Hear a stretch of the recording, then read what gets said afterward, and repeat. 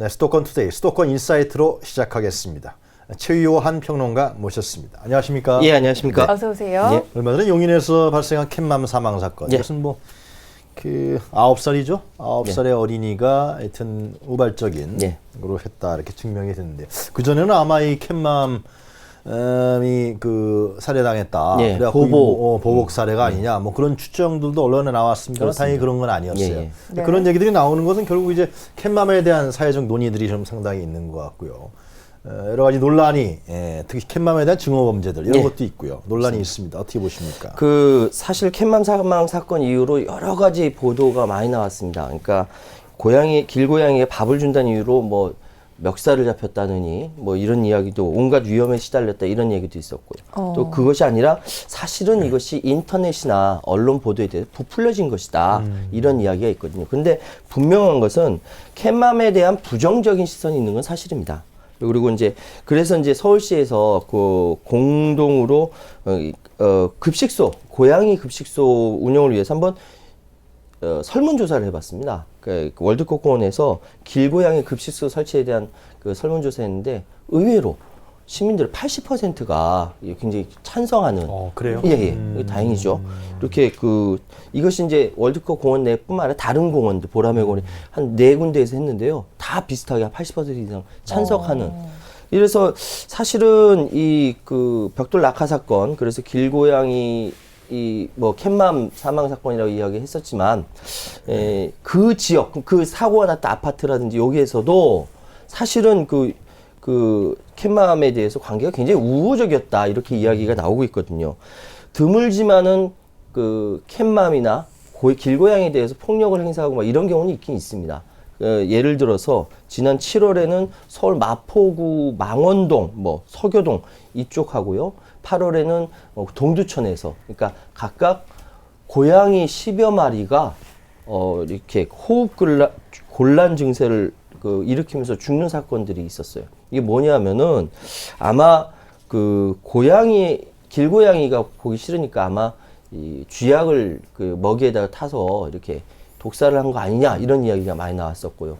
실제로 뭐 인터넷 커뮤니티에는 고양이가 절대 먹으면 안 되는 것이라고 마치 고양이를 걱정해 주는 듯이 글이 올라갔는데 사실은 고양이한테 치명적이라는 특정 진통제를 알려주면서 먹이면 안 된다. 사실 알려주는 거죠. 그래서 이런 부정적인 반응이 있긴 있었습니다. 그런데 여기 딱 한 가지 생각하실 게 고양이가 만약에 없어지면요 어떻게 되냐면요. 길고양이라도 없어지면은 실제로 어느 아파트 단지에서 길고양이가 너무 보기 싫으니까 완벽하게 박멸을 했는데 그다음 뭐가 설치했냐면 쥐가 설치입니다. 심지어 집 베란다니 집 안방까지 막 쳐들어오는 그런 상황까지 있었거든요. 왜냐하면은 쥐는 고양이 분변 냄새만 맡아도 나타나지 못합니다. 근데 이런 고양이를 없애버리니까 그렇게 벌어지는 일이 있었죠. 어쨌든 길고양이는 동물보호법의 보호를 받게 돼 있습니다. 만약에 그 고양이를 죽이거나 학대하면 동물보호법에 의해서 처벌을 받을 수 있거든요. 이게 징역 1년이나 1,000만 원 이하의 벌금을 받게 돼 있습니다. 하여튼 이번 사건을 통해서 느꼈지만 캣맘 그리고 남자들은 캣데디라고 한답니다. 여기에 대해서 시선은 굉장히 이중적이다 이렇게 말씀드릴 수 있습니다. 네, 방금 말씀해 주신 것처럼 이렇게 길고양이를 향한 참 다양한 시각이 존재를 하고요. 또 부정적인 시선으로 인해서 뭐 여러 가지 사회적 문제가 발생하고 있다라고 말씀을 해주셨는데 길냥이 문제 좀 심각성을 새삼스럽게 깨닫게 되는데 이렇게 길고양이를 혐오하는 원인은 어디에 있을까요? 길고양이를 싫어하는 이유는요. 저도 집에서 이렇게 자고 있으면요 바깥에서 아기 울음소리가 들려요. 알고 보면 길고양이거든요. 그렇게 밤에 이렇게 시끄럽게 이렇게 막 이렇게 울고 또 고양이끼리 또 그렇게 많이 싸웁니다. 왜냐하면은 고양이는 자기 영역이 있습니다. 영역을 항상 이렇게 표시해놨기 때문에 다른 고양이가 들어오는 걸 보지 못해요. 목숨 걸고 싸운다고 해요. 그래서 밤에 그렇게 많이 싸운다고 합니다. 저도 많이 시끄러웠는데 그래서 음식물 쓰레기를 그렇게 해집습니다. 이게 제대로 이렇게 잘 해놓지 않으면 막 갈가서 막 지저분하게 하고 갑자기 튀어나와서 막 사람 놀래키기도 하고 그래서 길고양이를 굉장히 싫어하는데 사실은 서울 주택가에 길고양이가 없는 곳이 없습니다. 그만큼 서울에는 길고양이가 많다는 거죠. 서울시에서 도대체 얼마나 되는지 파악을 해봤는데요. 네. 한 마리 한 마리 셀 수는 없으니까 대략 세보니까 한 25만 마리 정도 된다고 합니다. 엄청난 숫자네요. 이게 어마어마한 게 이게 용산구나 금천구 인구와 맞먹는 숫자거든요. 대체로 계산해보니까 그러니까 동에 한 600마리 정도씩. 한 동에요? 한 동에. 서울시 전체 평균에 한 동에 한 600마리씩 있다. 이렇게 이야기를 하고 있습니다. 우리 서울시 시민들이 길고양이와 함께 살고 있는 살고 거네요. 있는 거죠. 그러니까 제곱킬로미터당 441마리 세계적으로 높은 편이라고 하고요. 그래서 전문가들은 이 길고양이가 왜 이렇게 폭발적으로 증가했을까라고 얘기했을 때 고양이가 대도시 생활에 적응한 결과다. 네. 왜냐하면은 고양이는 원래 아까 말씀드린 자기 영역만 이렇게 지키고 있는 고양이인데 이게 살아남으려다 보니까 다른 고양이와 이번엔 영역을 공유하는 지혜까지 갖추게 됐대요. 그리고 이제 택한 방법이 네. 이건 참 자연의 오묘한 이치인데 군집을 형성하는데 그 안에서 암컷을 중심으로 군집을 형성한다고 합니다. 개체수가 늘어날 거 아니에요. 그래서 늘어나죠. 그러다 보니까 급증하게 됐고 서울시 그러니까 중성화 나중에 이렇게 말씀드리겠죠. 중성화 수술을 한 것이 전체의 10% 미만이기 때문에 지금 사실 급격하게 개체수가 늘어났는데 요즘 더 늘어나는 것 같다라는 이야기를 하고 있더라고요. 자, 이 길고양이는 실제로 누가 돌보는 사람이 없는 거 아니에요, 그죠? 네. 그래서 캣맘, 캣데디가 있는 거죠. 예, 돌보지도 않는데 예. 어떻게 이렇게 길고양이 수가 늘어나게 된 원인은 어떻게 보세요? 이게 사실 이제 정확하게 분석을 하는데 네. 뚜렷한 결과는 나오지 않았어요. 그런데 대체적으로 전문가들이 생각할 때 우리가 1960년대, 70년대 대대적인 쥐잡기 운동을 했거든요. 기억나실 겁니다. 쓸모가 없어진 집고양이가 그냥 방치된 거죠. 쥐가 없어지고 나서. 방치하고 난 고양이들이 이제 야생화된 것이고요. 단독주택이 아파트 등 복합주택으로 바뀌면서 이게 고양이를 기를 데가 따로 없으니까 버려지는 고양이가 많은 겁니다. 그래서 농림축산부에서는 연간 고양이가 버려지는 거를 네. 한 2만 마리로 계산을 하고 있어요. 고양이를 키우던 사람들이 버리는 거. 애완용 고양이를 갖다 버리는 숫자를 연간 2만 마리 정도로 보고 있습니다. 심지어는 참 사람이라는 게 잔인한 게 늙은 고양이를 네. 아파트 21층에다가 네. 올려놓고 가는 경우도 봤습니다. 거기서 뭐 굶어 죽으라는 건가요? 아니요, 그러니까 21층이니까 내려오기 힘들잖아요. 예? 그러니까 거기다 올려놓고 그냥 가는 거예요. 그걸 이제 21층에 사는 사람은 아파트 문 열어도 너무 황당하죠. 버려진 고양이가 자기 집 앞에 있으니까. 이런 경우도 있습니다. 근데 이 야생화된 고양이가 사실은 여건이 혹독합니다. 춥죠. 먹이 부족하죠. 물도 부족하죠. 그러니까 질병에 노출되고 또 다른 고양이로부터 공격도 당하고요. 가장 위험한 건 사람의 학대지만 그럼에도 불구하고 해마다 2번 이상 4마리에서 6마리의 새끼를 낳는다고 합니다. 그래서 전체 길고양이의 37.7%가 사실은 5개월 미만의 새끼 고양이다. 경험이 없죠. 예, 경험이 없는. 그런데 그거 생각해 보셨습니까? 길고양이는 이렇게 많은데 상대적으로 길 강아지는 별로 없어요. 그렇죠. 그런 것 같아요. 그렇죠. 네. 왜 그럴까요? 저도 그게 참 이상했거든요. 개하고 고양이라는 동물은 인간하고 관계에서 좀 다르죠. 다르죠. 개는 인간의 역사와 함께하는 맞습니다. 동물이고, 예. 그러니까 고양이는 좀 다른 것 같은데요. 유실된 강아지, 견은 있을 수 있어요. 네. 근데 이 야생화된 개, 들개가 이 도시화된 데서는 존재하기 힘든 게 뭐냐면은 그동안 개가 사람을 따라다니는 습성 때문에 굉장히 많이 이렇게 노출이 됩니다. 고양이처럼 도망가지 않고. 그리고 개는 인간에게 많은 도움을 주잖아요. 예. 집도 지켜주죠. 그렇죠. 사실은 고양이도 네. 그렇게 해를 끼치는 동물은 아니거든요. 그런데 어쨌든 개는 금세 눈에 띄어서 구조되고 동물 등록제라든지 목줄 착용에 관리가 되는데 그리고 유기견은 일정 시간 지나면은 동물보호소에서 관리하다가 안락사 시키지만 길고양이는 중성화 수술을 하고 다시 풀어줍니다. 이유는 잘 모르겠는데 이건 나중에 전문가 통해서 알아봐야겠는데 동물보호법상 고양이는 등록동물이 아니기 때문에 그렇습니다. 강아지는 등록 동물이거든요. 이런 차이가 있고 그래서 길고양이가 우리가 생각하는 것 이상으로 우리 주변에 굉장히 많습니다. 예, 25만 마리라 그러면 대단한 숫자예요. 그렇죠. 어마어마하죠. 이건 뭐 실제로 대책이 필요한 상황 아닌가 그런 생각 맞습니다. 드는데. 예. 뭐 여러 가지 배경에 대해서 말씀해 주셨는데 뭐 이러한 배경으로 지금 길고양이가 급증을 하고 있고요. 이렇게 증가를 하면서 여러 가지 사회적인 문제가 대두되는 만큼 아까 앞서서 말씀해 주신 중성화 수술이 좀 해답이 되지 않을까라는 생각이 드는데 이 중성화 수술에 대해서 조금 더 알아보도록 하죠. 이 중성화 사업이 해답이다. 이런 의견이 지금 가장 큰 힘을 얻고 있는 건가요? 사실은 완벽한 해답은 아닌데 현재 택할 수 있는 그나마 안정화된 해답이라고. 그러니까 개체수를 줄여나간다라는 거죠. 그렇게 되면요. 그 안정화된 방법이라고 말씀드리는데 많은 지자체가 길고양이 대책에 대해서 중성화 사업으로 선택을 하고 있습니다. 그림 하나 준비했으니까 한번 보여주시죠. 네. 이걸 TNR이라고 하거든요. 중성화 수술요. 이거는 사실 국제적으로 검증받은 길고양이 관리 방법인데요. 포획한다, 트랩. 그러니까 낚아채는 거죠. 포획하고 중성화 수술을 하고 방사한다라는 것을 이르는 앞글자만 따서 TNR이라고 합니다. 그리고 이 TNR을 한 고양이는 왼쪽 귀 끝을 한 9mm 정도 이게 잘라서 이 고양이는 그 중성화 수술을 한 고양이다라고 표시를 한다고 하고요. 그래서 중성화 수술을 하지 않은 다른 고양이랑 구분을 하고 있죠. 말씀드렸던 대로 이 고양이는 영역을 철저히 지킨 동물이기 때문에 어느 지역 길고양이를 제거한다 그러면 다른 고양이가 그 영역을 다시 차지하게 되는 거죠. 예.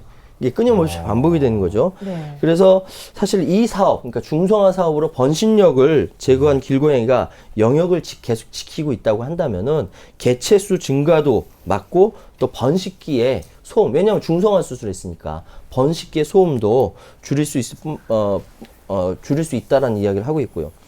또 캣맘, 그러니까 캣데디 이런 이제 길고양이한테 먹이를 주는 사람들이 급식 장소와 피난처를 청결하게 유지하고 사업 취지를 이렇게 주민들에게 잘 설명해 소통한다면 훨씬 더 합리적이지 않겠느냐라는 이야기들을 합니다. 그러니까 사실은 이 방사한 고양이에게 정기적으로 먹이를 준다는 게 그냥 키운다는 게 아니라 중성화 시킨다면은 그거는 같이 공존하면서 쥐를 잡을 수 있는 그러니까 이런 방법이 되는 거고요. 그런데 문제는 뭐냐면은 이 TNR 그러니까 중성화 사업이 효과를 보려면요. 이 길고양이의 70에서 80% 정도가 중성화가 되어 있어야 효과를 볼 수가 있거든요. 근데 현재 우리나라 서울뿐만 아니라 전체 길고양이의 중성화 정도가 한 11% 정도밖에 되지 않습니다. 이게 2008년부터 좀 우리가 생각해 좀 늦게 시작했죠. 2008년부터 시작했기 때문에 연간 한 5천에서 6천 마리 정도 이렇게 하고 있다고 하고요. 물론 사람마다 의견이 다릅니다. TNR이 유일한 해답이라고 얘기하는 사람도 있고 어떤 사람은 아니다. 그 TNR만 능사는 아니다라고 이야기하지만 그나마 국제적으로 이게 우리나라만의 고민은 아닙니다. 전 세계적으로 길고양이를 증가를 억제하기 위해서 현재까지 알려진 그 유일하게 성공적인 방법이다. 그래서 왜냐하면 길고양이가 다른 야생동물도 잡아먹고요. 사람에게 특히 전파하는 인수공통 전염병의 문제가 굉장히 크거든요. 그래서 사실 이 부분에 대해서는 미국 수의사회에서 공식적으로 승인도 반대도 하지 않는다라고 이야기를 하고 있습니다. 근데 그나마 지금까지 나타나 있는 가장 유일한 방법은 TNR이다 이렇게 말씀드릴 수 있습니다. 진짜 그 길고양이들이 청결해야지 상당히 그럼요. 불결해지면은 전염병. 인수공통증이고 새로운 세계적인 병 종류 중에 하나잖아요. 예, 그런 그렇습니다. 분도 염려가 되겠네요. 네. 자, 그런데 그 중성화 사업 잠깐 제가 말씀하셨는데 그러면 그 자치구에서 계속 그럼 그 길고양이들을 포획을 해서 중성화 어떤 처치랄까요? 그런 걸 해야 되는 겁니까? 그거를 지금 하고 있고요. 일부 강동구부터 시작을 했어요. 하고 있고 예산에 닿는 한 열심히 하고 지금 있는 거죠. 지금 시초 단계라고 봐야겠네요. 그렇죠. 근데 그것이 그러한 중성화 처치를 하는 것이 상당히 유일한 방법 중에 하나다. 현재까지 발견된. 그렇습니다. 자, 그런데 이제 이런 그 고양이 수가 늘어나고 있어서 뭐 동물에 대한 보호도 있지만은 많은 사람들이 불편을 겪고 있는 건 또 사실 아니겠습니까? 예, 그렇습니다. 특히 돌보는 뭐 주인이 있는 것도 아니기 예, 예. 때문에 그런데 자치구들이 실시하고 있는 길고양이 급식소 예. 이 문제는 또 시민들이 저 사람들 또 왜 그러지? 그쵸. 뭐 그런 생각도 갖게 되겠어요. 왜냐하면- 물론 동물 보호라는 측면이 있겠습니다만은. 예. 네. 그 사실 이제 그 아침에 네. 뭐 이렇게 어젯밤에 갖다 버려놓은 음식물 쓰레기가 길고양이에서 흩어져가지고 막 지저분해지면 정말 짜증 나거든요. 네. 그래서 그 길에 있는 불쌍한 고양이한테 먹이를 주는 캣맘이나 캣데디에 대해서 화가 나서 이렇게 싸움이 붙고 막 폭력을 행사하고 막 그런 경우가 있는 그래요? 겁니다. 그런 이유 때문에 그런 건데 네. 그럼에도 불구하고 근본적으로 생각해야 할 게 길에 있는 가로수도 관리를 받거든요. 예. 근데 길고양이라는 이유만으로 굶어야 되느냐? 서울시 강동구가 네. 이 그 2013년 5월 자체적으로 시작한 길고양이 급식소 사업, 강동구가 그 중성화 사업도 제일 먼저 2008년부터 했고요. 네. 급식소 사업도 강동구가 제일 먼저 하고 있네요. 2년 만에 서울시 전체로 확대가 됐습니다. 서울시가 다음 달 초 그 대형 공원, 서울숲이라든지 보라매국 공원이라 이런 데다가 길고양이를 위한 급식소 30여 개를 설치해서 운영한다고 합니다. 근데 이제 사람들이 공원에 많이 놀러 오니까 그 지역 주민이라든지 좀 이렇게 불편해할 수 있으니까 보이지 않는 저 그 귀퉁이에다가 이렇게 한다고 하고요. 뭐 지금 강동구에 설치한 것보다 배나 큰 이렇게 여기에다가 사료도 놓고 물도 놓고 그리고 왜 이걸 설치하냐면 포획틀을 만듭니다. 그래서 잡는 거죠. 잡아서 중성화 수술을 시켜서 내보내는 겁니다. 그거 좋은 예, 아이디어네요. 예. 그렇게 하는 것이고요. 길고양이 급식소, 뭐 서울숲, 보라매공원, 월드컵공원, 용산가족공원 뭐 이렇게 다 설치한다고 하는데 이 부분에 대해서 동물보호단체 4곳에서 자원봉사로 급식소 관리한다고 하고요. 일단은 이제 현재로서 길고양이와 갈등을 이렇게 좀 해소할 수 있는 무조건 고양이 내쫓는 것이 아니라 한 것은 지자체에서 먼저 나서서 하는 것 여기에 기대를 걸 수밖에 없는 상황입니다. 이 급식소 사업을 통해서 예. 여러 가지 효과를 노린다 뭐 그런 거네요. 그렇죠. 예. 그러니까 이 불결한 좀 청결한 음식을 먹여서 예. 고양이들이 이렇게 굶어서 예. 이상한 동물적인 행동하는 걸 좀 방지한다. 그 다음에는 이제 급식소에 온 고양이들을 잘 먹여서 네. 그 다음에 중성화 처치를 하는 예. 그런 걸 노리고 그 실제로 이제 시작한 지 얼마 안 됐다 그랬죠? 예, 그렇습니다. 2013년에 강동부터 시작해가지고 좀 효과를 보고 올해 있나요, 예, 실제로? 올해 서울 그러니까 서울에 2년 만에 퍼진 거거든요. 서울 전체로. 그럼 지금 전체 서울 전체 자치구 다 하고 예, 있습니까? 이제 지금 실시하고 있습니다. 아, 그렇군요. 자, 오늘 이렇게 여러 가지 길고양이와 관련된 여러 가지 사회적인 문제점들을 좀 짚어주셨고 해법들도 몇 가지를 좀 이야기를 해주셨는데 마지막으로 정리를 좀 해주셔야 될 것 같아요. 가장 근본적으로 생각한다면은 우리 사람이란 존재가 이게 그 어떻게 자연 또는 길고양이로 대표되는 이런 우리 환경과 어떻게 어울리느냐가 어떻게 인식을 하느냐 인식의 개선의 문제가 가장 크다는 생각을 합니다. 사실 캣맘 사건 보면서 생각난 건데 캣맘에 대해서는 공격을 하는데 캣데디에 대해서 공격을 안 하거든요. 왜? 여자고 약한 동물이고 하니까 그런 공격을 한다라는 이야기도 있습니다. 가까운 일본 같은 경우는 길고양이를 돌보는 사람들을 굉장한 뭐랄까 환경 봉사자로 인식을 하고 있다고 합니다. 길고양이 싫어하는 사람도 그렇게 관리를 하니까 그나마 낫다라고 얘기하고 있는데 네. 어쨌든 길고양이의 문제를 넘어서 개인의 호불호를 넘어서 평화로운 공존을 위한 지역사회의 사회 문제로 인식한 성숙한 시민의식이 필요하지 않느냐. 좋든 싫든 길고양이는 우리 도시 생태계의 일원이 됐다. 해법을 찾는 책임은 우리가 또 그렇게 만든 우리의 책임이기도 하다라고 말씀드렸습니다. 아마 서울 시민들이 길고양이가 서울에 거주하고 있는 길고양이가 25만 마리나 된다. 모르셨을 거예요. 한 동에 600마리나 된다. 예, 예. 사실은 다니다 보면 거의 다 눈에 띄어요. 다 있죠. 네. 예. 그냥 무심코 쉽게 봐요, 지나가, 쉽게 봐요. 예, 네. 무심코 지나가서 그렇지 사실 굉장히 많습니다. 그러니까 그 25만 마리를 그냥 방치하지 말고 예. 어떻게 하든지 관리 대책을 세우는 것도 굉장히 중요한 또 지방 행정 중에 하나가 아니냐 그렇습니다. 생각드네요. 맞습니다. 정말 공존할 수 있는 해법이 필요할 때인 것 같습니다. 오늘은 최우원 시사평론가와 이야기 나눠봤습니다. 오늘 도움 말씀 고맙습니다. 네, 감사합니다.